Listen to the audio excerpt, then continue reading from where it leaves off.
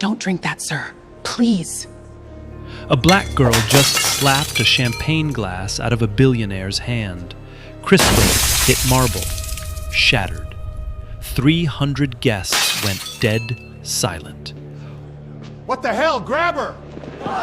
Security tackled Brianna Wallace face first into the floor, knee on her back, cheek against cold stone. Edmund Henderson stared down at her. Who is this girl? Nobody, sir. Catering staff. Catering staff. Why? Brianna, pinned, bleeding from the lip, voice steady. That champagne had a pH shift.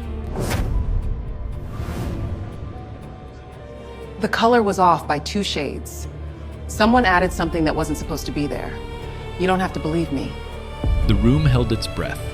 Edmund looked at the shattered glass, then at the puddle, then, slowly, across the room, guest by guest, face by face. And, for the first time in his life, he didn't trust a single person staring back. Man, that's not even the crazy part. How she got there? That's the real story. But this story doesn't start in a ballroom. It starts 3 months earlier, 5:14 a.m. A one-bedroom apartment on the east side of the city, the kind of block where the streetlights flicker and nobody calls to fix them. Brianna Wallace stood at an ironing board she'd borrowed from her neighbor 2 years ago and never gave back. White button-down, black apron, pressed sharp. Because that's the thing about Brianna. She didn't have much, but what she had looked right. She packed 2 textbooks into a tote bag. Food Chemistry 301, Advanced Organic Compounds, Final Semester, State University Extension Program. 4 years of night classes and bus rides and reheated coffee, and she was almost done. First bus at 5:40, transfer at Vine Street, second bus to Franklin Avenue. By 6:30, she was behind the line at Duke's Diner, prepping eggs, slicing onions, moving fast. Gerald, the old head cook, watched her work and shook his head. "Girl, you chop faster than my ex-wife's lawyer." "Your ex-wife's lawyer didn't have a chem final next week." Gerald laughed, slid her a coffee, black, no sugar, the way she always took it. That was Brianna's morning, every morning. No days off, no complaints. Not because she was some kind of saint, but because she'd learned a long time ago that nobody was coming to save her. So she saved herself. Quietly, relentlessly, without asking anyone to watch. Tuesdays and Thursdays, after the diner shift, Brianna volunteered at the Elm Street Community Resource Center. Not glamorous. Fluorescent lights, plastic chairs, a coffee machine that tasted like regret. But people came here when they had nowhere else. To fill out aid applications, food assistance forms, housing paperwork. The kind of forms designed to make you give up on page 3. Brianna was good at those forms. Patient. She'd sit with someone for an hour, translating government language into human language, making phone calls, pushing through hold music that could break a person's spirit. That Tuesday, she noticed a woman in the corner. White, early 30s, thin, too thin, wearing a coat that had no business being on anyone's body past October. She was holding a sleeping toddler on her lap, a little girl with blonde curls clutching a stuffed rabbit. The rabbit was missing an ear. The woman had been sitting there for almost an hour, hadn't moved, hadn't approached the desk, just sat there, like she was trying to figure out if she was allowed to ask for help. Brianna walked over, slowly, the way you approach someone who might bolt. "Hey, I'm Brianna. You need help with a form?" The woman flinched, looked up, eyes red, hollow. I'm not sure I qualify for anything. Let's find out together. What's your name? Chloe Davis. The little girl stirred, blinked at Brianna, held up the one-eared rabbit. This is Captain. Brianna smiled. Hey, Captain. Tough day? Rosie nodded seriously. He lost his ear in a war. A hero. I respect that. Chloe almost smiled. Almost. Brianna sat down, pulled out the food assistance form, started filling it out with Chloe. Gently, no rushing, no judgment. Learned the basics. Husband passed 2 years ago. No family support. Bouncing between church shelters. Nursing background, but her license lapsed. Couldn't afford reinstatement. Chloe's hand shook the entire time. Brianna didn't mention it, just kept writing. When they finished, Brianna walked Chloe to the food pantry next door, carried Rosie on her hip so Chloe could manage the bags. Rosie rested her head on Brianna's shoulder like she'd known her forever. At the door, Chloe paused. You didn't have to do all that. I know. Then why? Brianna shifted Rosie's weight on her hip, shrugged. Because Captain's been through enough today. Chloe laughed. Small, broken, but real. And as she turned to leave, Brianna noticed something. A thin gold chain around Chloe's neck. A small pendant, old, delicate. The letter H. Brianna didn't say anything, didn't ask, just filed it somewhere in the back of her mind.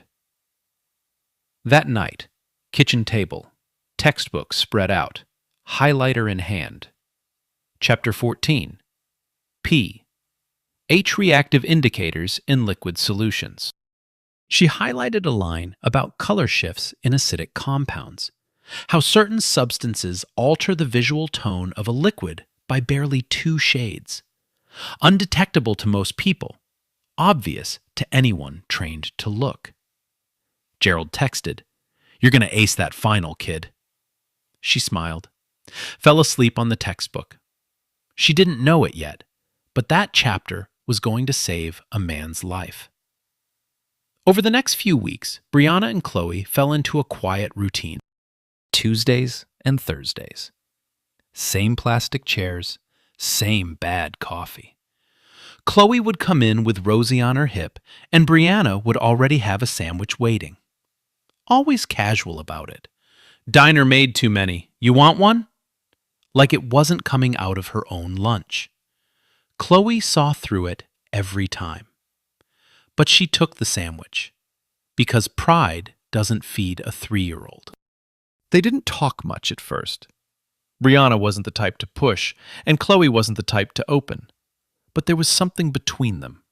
The kind of trust that builds not from words, but from showing up, again, and again, and again. One Thursday, Chloe came in without Rosie, eyes swollen, hands shaking worse than usual. They denied it. Brianna didn't need to ask what. The food assistance application. On what grounds? Inconsistent residential history. Chloe laughed, the kind of laugh that has no joy in it. Because I've been homeless, Brianna. That's the inconsistency. I don't have a consistent address because I don't have an address. Brianna sat down, pulled out her phone, started calling. First office, 40 minutes on hold. Transferred, disconnected. Second office, a recording. Our office hours are Monday through Wednesday. Third office, finally, a clerk. Brianna explained the situation, calm, clear, professional. The clerk's response? The appeal process takes approximately 90 days. She doesn't have 90 days. The shelter she's staying at has a 30-day limit. She's on day 22. I understand, ma'am. Unfortunately, that's the standard processing time. There's nothing standard about a mother and a 3-year-old sleeping on a cot. Silence on the other end. Then, I'll flag it for review. That's the best I can do. Brianna hung up, looked at Chloe, didn't sugarcoat it. 90 days, maybe faster. I flagged it, but I'm not going to lie to you. Chloe nodded slowly, stared at the floor. Her fingers went to the gold chain around her neck, the one with the H pendant. She held it like a rosary. Quiet for a long time. Then, barely above a whisper, I used to have a family, Brianna. A real one. Big house, holiday dinners. A father who could have fixed all of this with one phone call. Brianna didn't move. What happened? I fell in love with the wrong person. At least, that's what they told me. And when I chose him over them, she swallowed. They chose their pride over me. My father decided I wasn't worth keeping. She wiped her eyes with the back of her hand. Fast. Like she was embarrassed that the tears existed. Brianna put her hand on Chloe's shoulder. Didn't say, it'll be okay. Didn't say, you're strong. Didn't say anything at all. Just stayed. Sometimes that's enough. That evening, Brianna's phone buzzed. Denise Palmer, her catering supervisor. 50-something, black, sharp as a razor, and twice as protective. Big job next month. Engagement party at the Crestfield Hotel. Black tie. Henderson Capital Group. Biggest client of the year. Pay? Triple rate. Brianna did the math. Triple rate meant tuition. Meant one less month of drowning. I'm in. Denise paused. Then, voice lower, Brianna, listen to me. These people, they don't see you. You're furniture to them. Don't give them a reason to look. Do your job, get your money, go home. That's the win. Got it. I mean it. Invisible. In and out. Brianna hung up, looked at her textbooks, looked at the sandwich she'd packed for tomorrow, the one she'd pretend was an extra from the diner. Invisible. Yeah. She knew how to do that. She'd been doing it her whole life. Nah, hold on. This is crazy. She's working 2 jobs, going to school at night, giving away her own lunch. And the system says no to her friend over a paperwork error? Bro, put yourself in her shoes. Would you still show up tomorrow? Because she did. The night of the gala. Brianna had never seen a building try this hard to remind you that you didn't belong. The catering van pulled up to the back of the Crestfield Hotel. Service entrance. Concrete loading dock. Fluorescent tubes buzzing overhead. The team unloaded in silence. Trays, napkins, glassware. Through a gray corridor that smelled like bleach and industrial soap. Then someone opened a door, and it was like stepping into another planet. The ballroom hit her all at once. Gold leaf on the ceiling. Chandeliers the size of small cars. Orchid arrangements on every table. White. Perfect. Probably flown in from somewhere that doesn't have a bus route. The air smelled like expensive perfume and old money. Brianna did the math in her head. One of those flower arrangements cost more than her rent.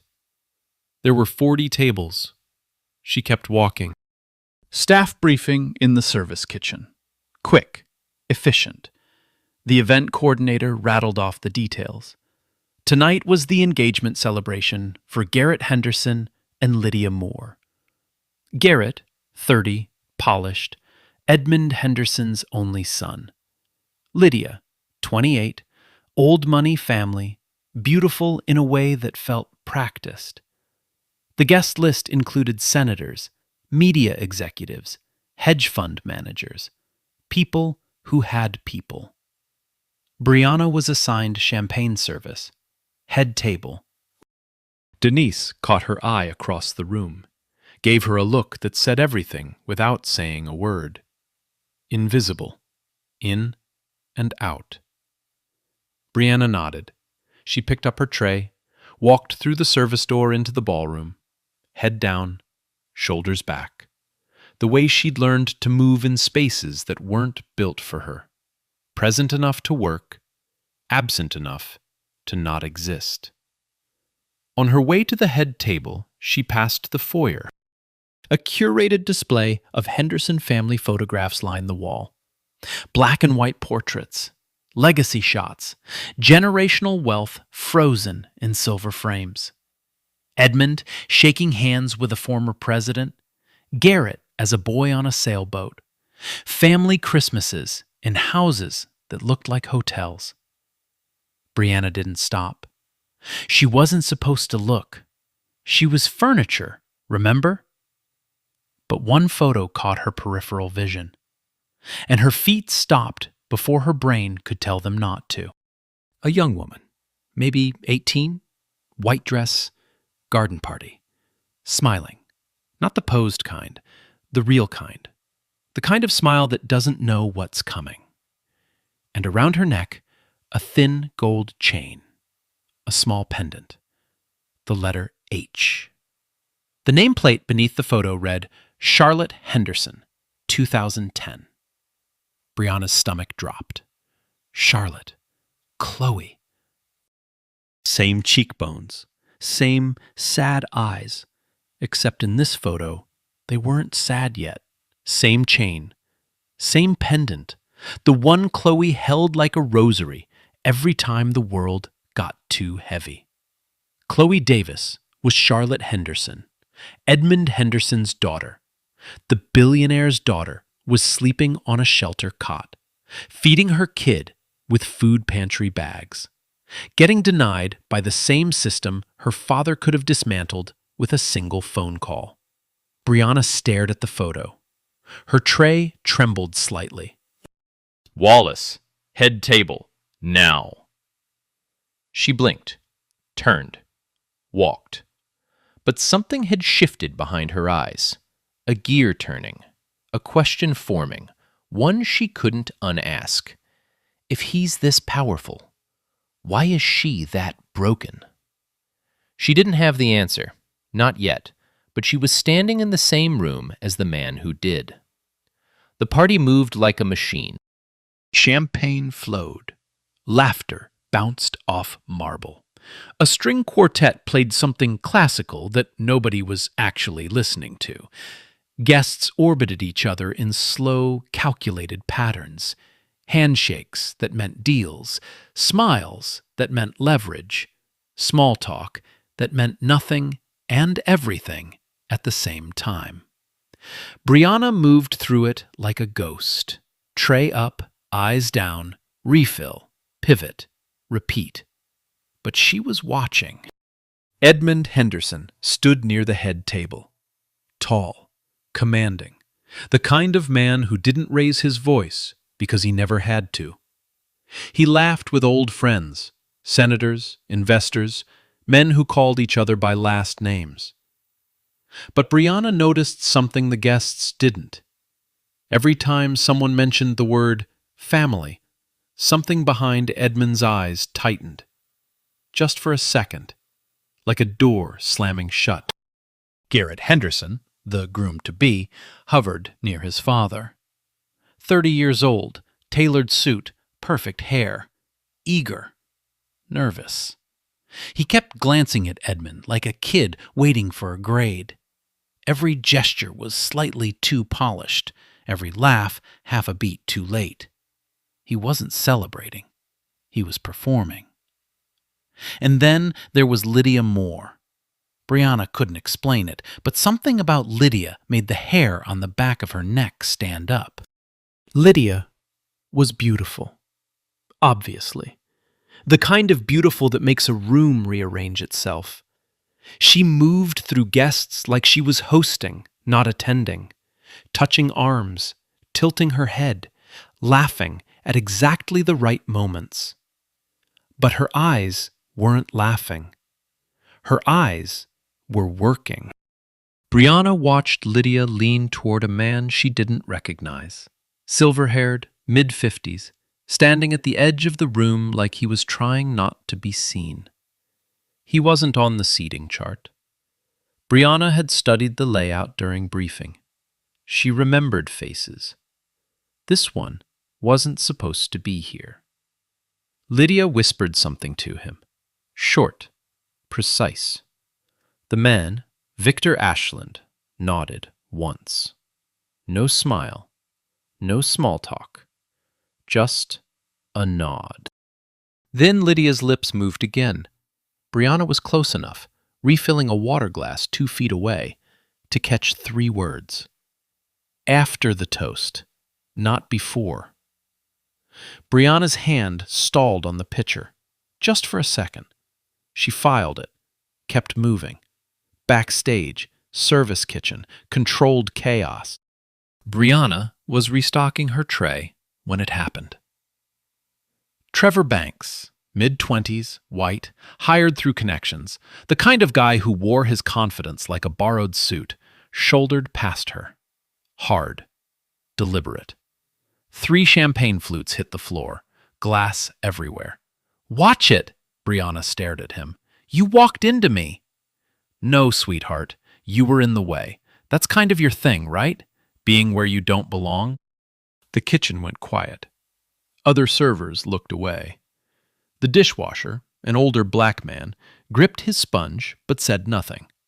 Because what could he say? In this building? At this event? Then Denise appeared. She didn't rush, didn't raise her voice, just walked up to Trevor with the kind of calm that's more terrifying than any shout.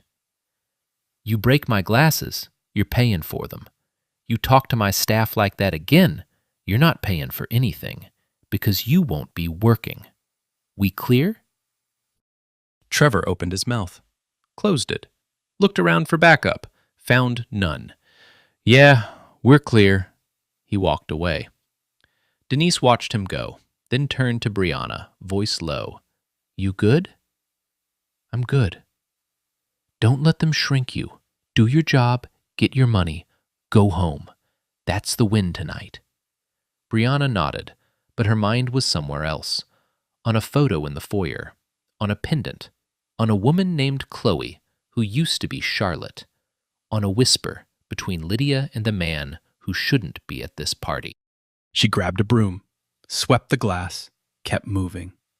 10 minutes later, service corridor. Brianna leaned against the wall and pulled out her phone. She called Chloe. 3 rings. Hey, how's Rosie's cough?" "Better. She ate some soup. She's sleeping now." A pause. "You okay? You sound weird." Brianna opened her mouth, closed it. The words were right there. "Chloe, I'm at your father's party. I saw your photo on the wall. Your real name is Charlotte. I know everything." But she didn't say it. Because it wasn't her story to force open. It wasn't her place to drag Chloe back into a world that had thrown her away. Not like this. Not over the phone. Not while she was standing in a service corridor wearing an apron. "I'm fine. Long night. I'll bring you some food tomorrow, okay? The good bread." "You don't have to." "I know. But Captain deserves carbs."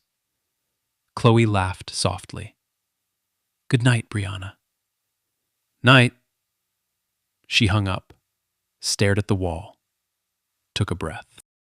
Then she went back inside. The moment arrived faster than she expected. Edmund took the stage. The orchestra played a soft intro. Garrett and Lydia stood beside him. Picture perfect. 300 guests raised their glasses. In the kitchen, the event coordinator grabbed Brianna. "Head table needs a replacement tray. Last minute. Go. Now."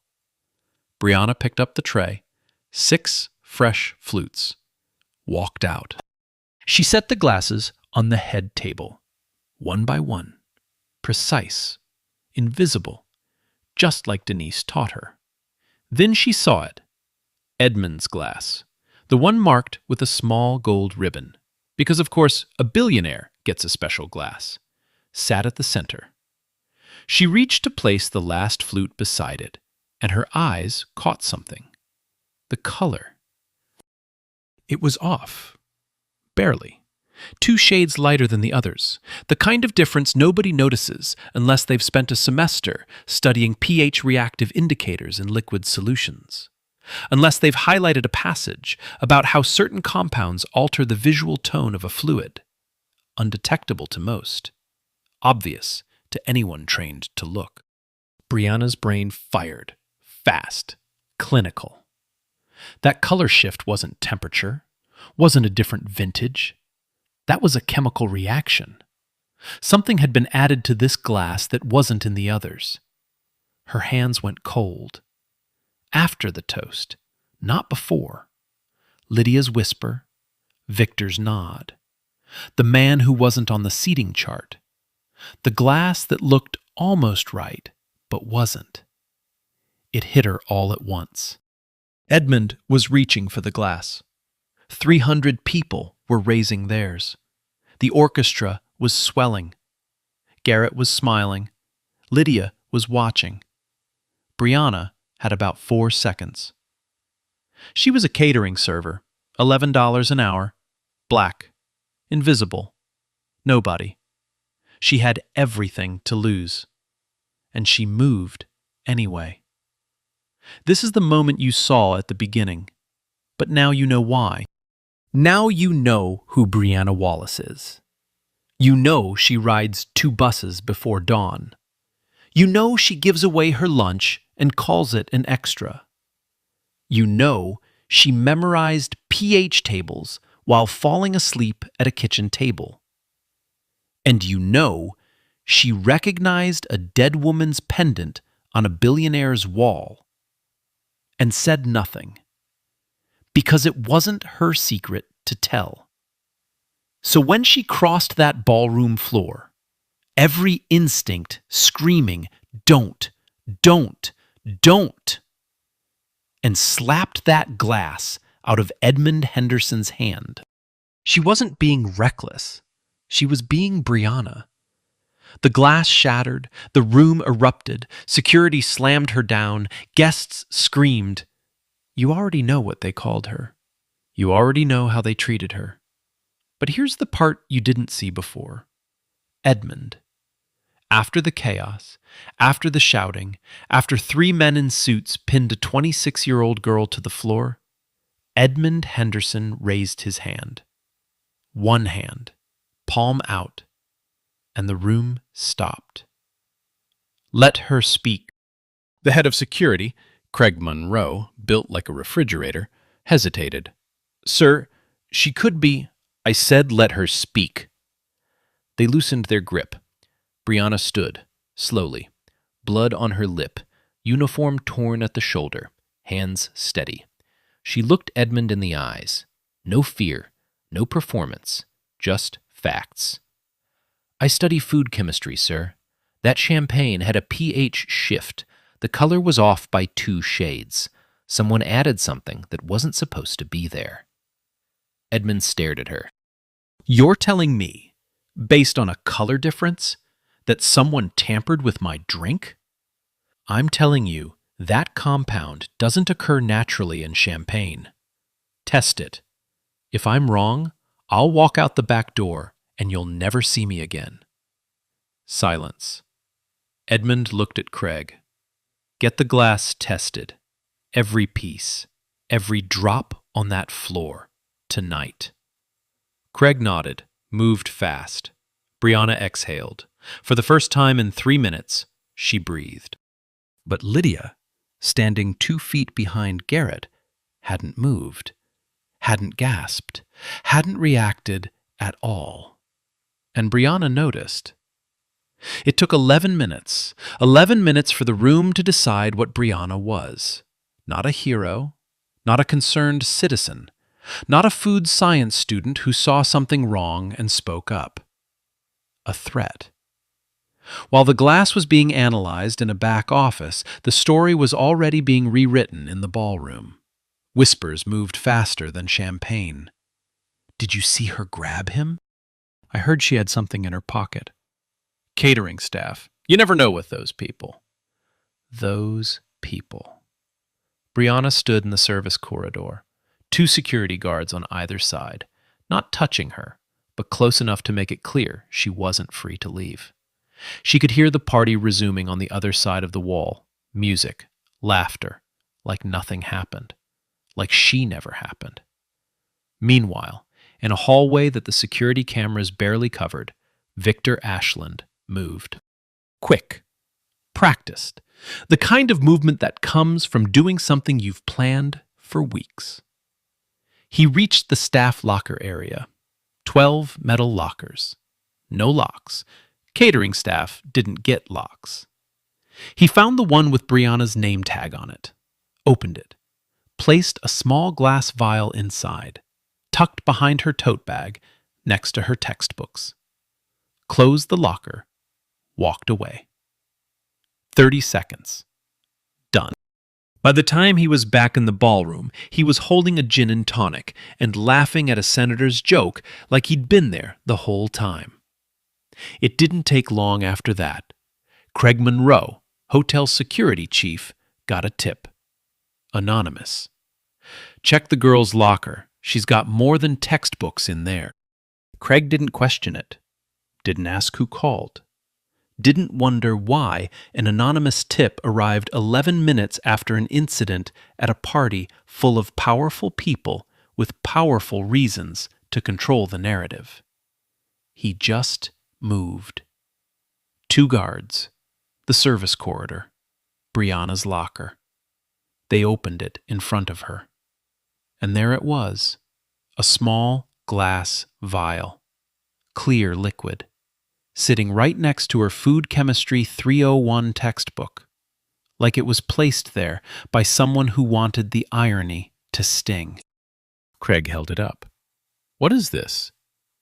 Brianna stared at it. Her face went blank. Not guilty blank. Confused blank. The look of someone seeing something that shouldn't exist. That's not mine. It was in your locker. I've never seen that before in my life. Someone put it there. Right. Someone just happened to plant evidence in your locker. Yes, that's exactly what happened. Craig looked at her like she was wasting his time. Cuff her. What? I didn't...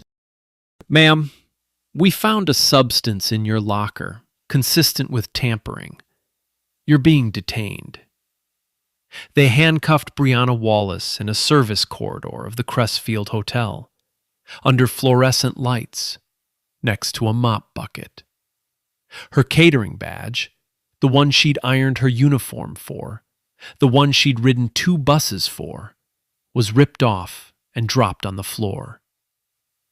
She didn't scream, didn't cry. She looked Craig dead in the eyes and said, I saved his life. And this is what you do? Craig said nothing, walked her to the security office, sat her in a metal chair, cuffed her wrist to the armrest, closed the door. Back in the ballroom, Lydia Moore gave the performance of her life. Her eyes were red, her voice trembled. She clung to Garrett's arm like the ground beneath her might open up. Oh my God, Garrett, that girl was right there, right next to your father. She could have... It's okay. It's okay. She's been caught. But what if she wasn't alone? What if there are others? She pressed her face into Garrett's chest, shook slightly. Perfect. Then, over Garrett's shoulder, she found Edmund. Thank God you're safe. That girl must have been working with someone. Who knows what she was planning? Edmund nodded slowly. But something wasn't sitting right. He replayed the moment. The girl hadn't panicked, hadn't run. She'd looked him in the eyes and spoken like a scientist. pH shifts, color variations, compound analysis. That wasn't the language of someone who plants poison. That was the language of someone who identifies it. And Lydia, his future daughter-in-law, standing right behind Garrett when the glass shattered. Everyone in the room had flinched, gasped, screamed. Lydia hadn't moved. Not a flinch, not a blink. Like she already knew something was going to happen and was waiting for it to be over. Edmund filed that, said nothing. But the doubt from the cold open, the one that crept in when Brianna told him to look around the room, hadn't gone away. It was growing. Security office. Brianna sat alone, metal chair, fluorescent light, wrist cuffed to the armrest. Her lip had stopped bleeding, but the swelling hadn't gone down. She replayed everything. The whisper between Lydia and Victor. After the toast, not before. The man who wasn't on the seating chart. The glass that was 2 shades wrong. The vial in her locker that she'd never touched. It was a setup. Clean, professional, and perfect. Because who would believe her? A black girl in a catering uniform against the future wife of a Henderson? She thought about Chloe, about Rosie, about Captain, the one-eared rabbit, about the food assistance form that got denied, about the system that said 90 days to a mother with 8 days left. Different buildings, different problems. Same answer. You don't matter enough for us to care. Brianna closed her eyes, took a breath, let it out slow. Then she said it, quiet, to no one, to herself. I did the right thing. The fluorescent light buzzed. Nobody heard her, but she said it again. I did the right thing. Edmund Henderson didn't sleep that night.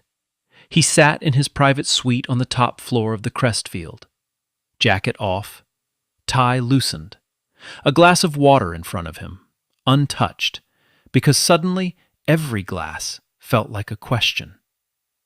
At 11:47 p.m., the lab results came back. The compound in the champagne was a concentrated cardiac glycoside, plant-derived, fast-acting, designed to trigger cardiac arrest within 3 to 4 hours. Undetectable in a standard toxicology screen, the kind of substance you don't stumble into, the kind someone with pharmaceutical knowledge selects on purpose. Edmund read the report twice, then a third time. That girl, the one currently handcuffed in his hotel's basement, had been right. Not guessing, not paranoid. Right. Down to the chemistry. He picked up his phone. One contact, Nora Collins, 44, ex-federal investigator. No politics, no patience, no bullshit. She'd handled Edmund's security consulting for 6 years, and in that time, he'd never heard her speculate. Only facts. Nora, I need you at the Crestfield. Now. It's midnight, Edmund. Someone tried to kill me tonight. A catering girl caught it. And now she's in handcuffs, while the person who did it is still in my ballroom. I need you here. Silence. Then, 20 minutes. Downstairs, Denise Palmer was not sitting still. The moment security locked Brianna out of reach, Denise did what Denise always did. She moved. First, she called Judge Arthur Preston, 63, retired, old school, the kind of man who still believed the law was supposed to protect people, not manage them. Denise had catered his wife's birthday 3 years running. He owed her a favor. She was cashing it in. Arthur, I have a girl, 26, works for me. She saved a man's life tonight, and they've got her in cuffs because someone planted evidence in her locker. Which hotel? The Crestfield. Who's the man? Edmund Henderson. Long pause. I'll have a lawyer there in 40 minutes. Don't let them move her. Denise hung up, but she wasn't done. She walked back into the foyer, past the guests still lingering, past the string quartet packing up, straight to the family photo display. She stood in front of the portrait of Charlotte Henderson, studied the face, the chain, the pendant. Then she pulled out her phone, photographed it, opened a text to Brianna's number, typed one word. Connected? She hit send, knowing Brianna couldn't read it yet, knowing it would be there when she could. Because Denise Palmer didn't just protect her people, she armed them. 1:15 a.m., Nora Collins arrived. No makeup, no small talk, a laptop bag, and the federal-grade access badge she technically wasn't supposed to still have. She sat across from Edmund in the suite. He gave her everything. The timeline, the girl's words, the lab results, the vial found in the locker. Nora listened, didn't interrupt. When he finished, she asked one question. Who had access to the champagne service before the toast? Edmund didn't know, but the hotel security system did. Nora pulled the footage.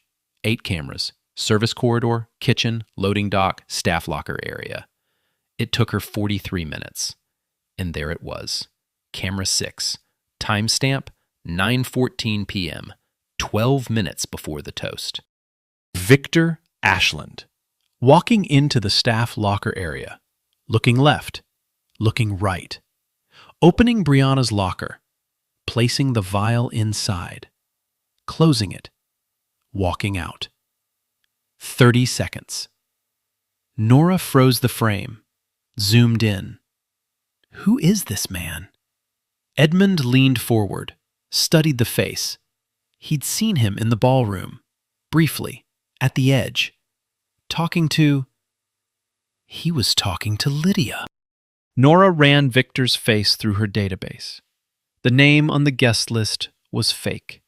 His real identity? Victor Ashland, former pharmaceutical executive. License revoked 8 years ago for unlawful distribution of controlled compounds. Current financial records buried under 3 shell corporations, traced directly to Lydia Moore's family trust.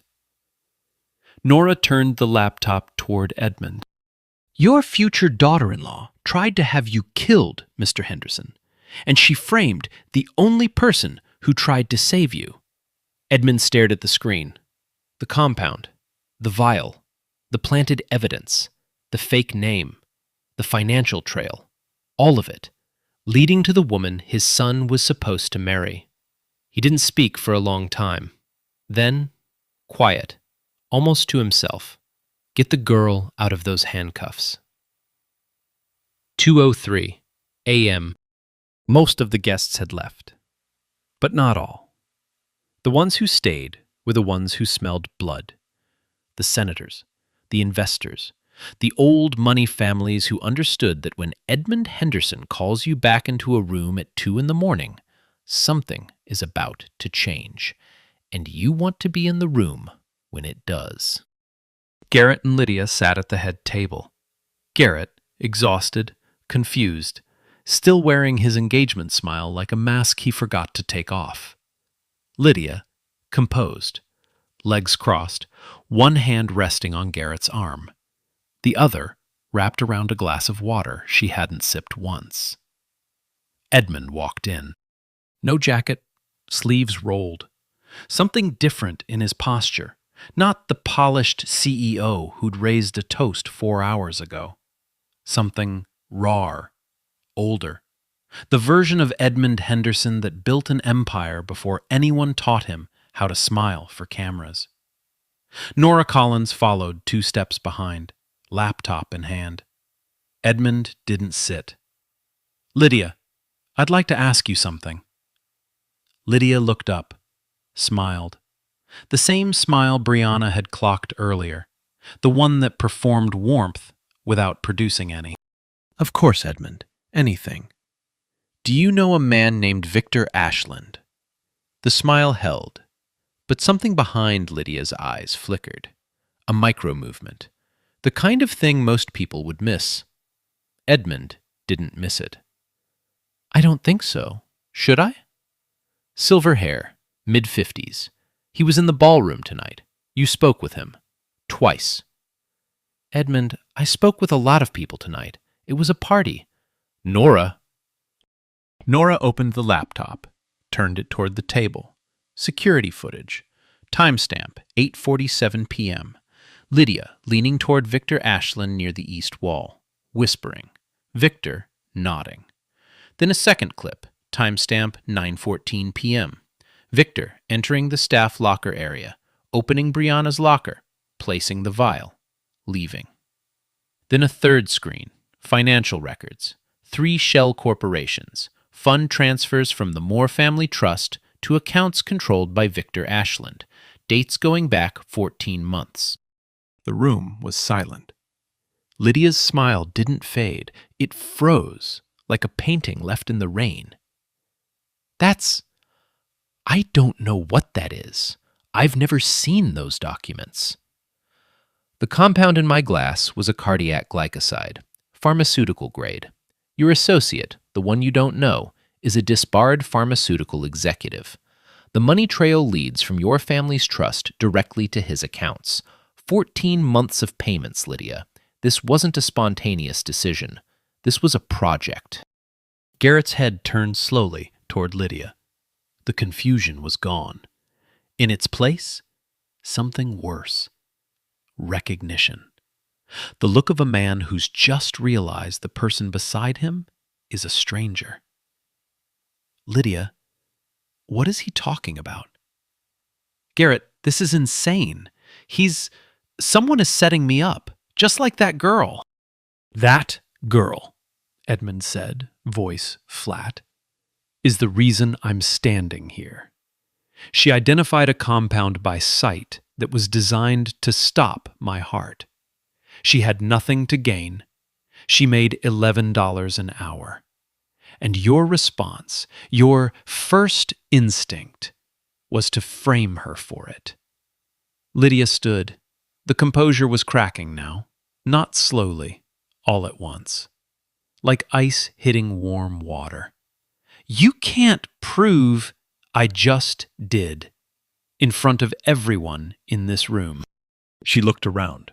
The remaining guests, 15, maybe 20, stared back. Nobody moved. Nobody came to her defense. The senators who'd laughed at her jokes 3 hours ago studied their shoes. The investors who'd shaken her hand suddenly found their cufflinks fascinating. That's the thing about power. It doesn't have loyalty. It has proximity. And Lydia had just lost hers. Garrett stood. Slowly. He reached for Lydia's left hand. She flinched, thought he was reaching for her. He wasn't. He slid the engagement ring off her finger, set it on the table, didn't say a word, didn't need to. Garrett, please, don't. One word, the quietest, loudest word in the room. Craig Monroe stepped forward. Local police, called by Nora 20 minutes earlier, entered through the side door. Victor Ashland was already in custody in the lobby, looking considerably less confident without a gin and tonic in his hand. Lydia was escorted out. No screaming, no dramatic collapse, just a woman walking through a room full of people who used to admire her, and not one of them looked up. The security office door opened. A lawyer, sent by Judge Preston, stood on one side. Craig Monroe stood on the other. Craig didn't make eye contact as he uncuffed Brianna. Didn't apologize, just unclipped the metal and stepped back like she was a file he was closing. Brianna rubbed her wrist, stood, walked out. Denise was in the hallway, arms folded, eyes red.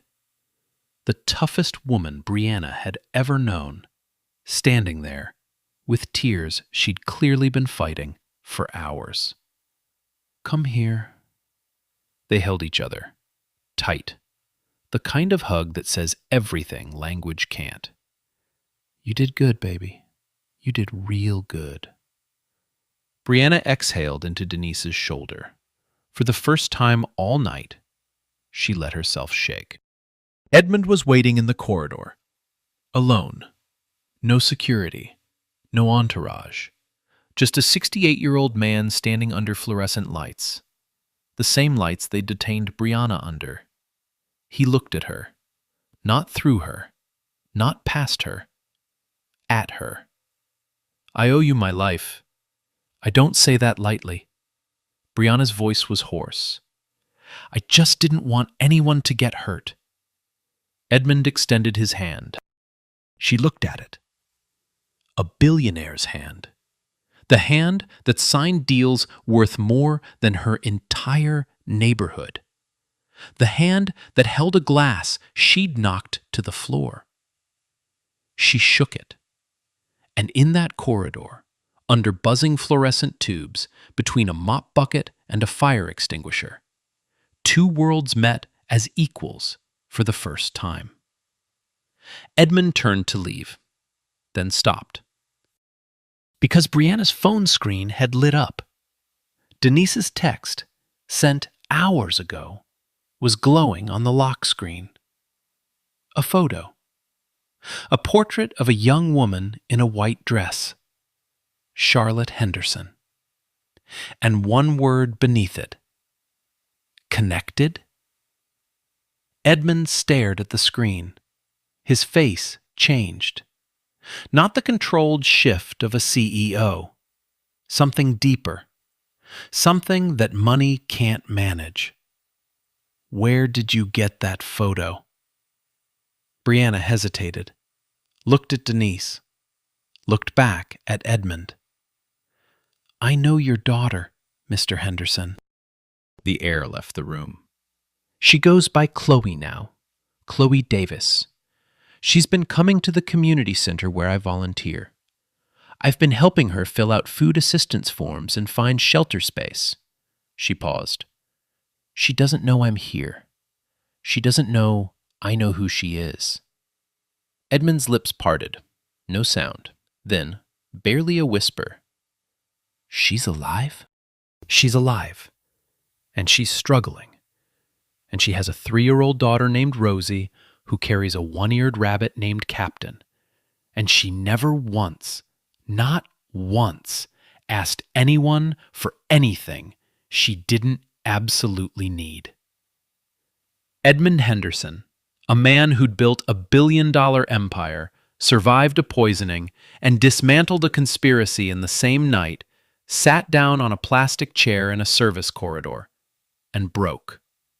Edmund didn't move for a long time. He sat on that plastic chair, the kind you find in waiting rooms and government offices, the kind his daughter had been sitting in for months, and let the weight of it hit him. Brianna didn't rush him, didn't comfort him, didn't say, "It's okay," because it wasn't okay. A man had let his pride erase his own child. That's not something you fix with a hug.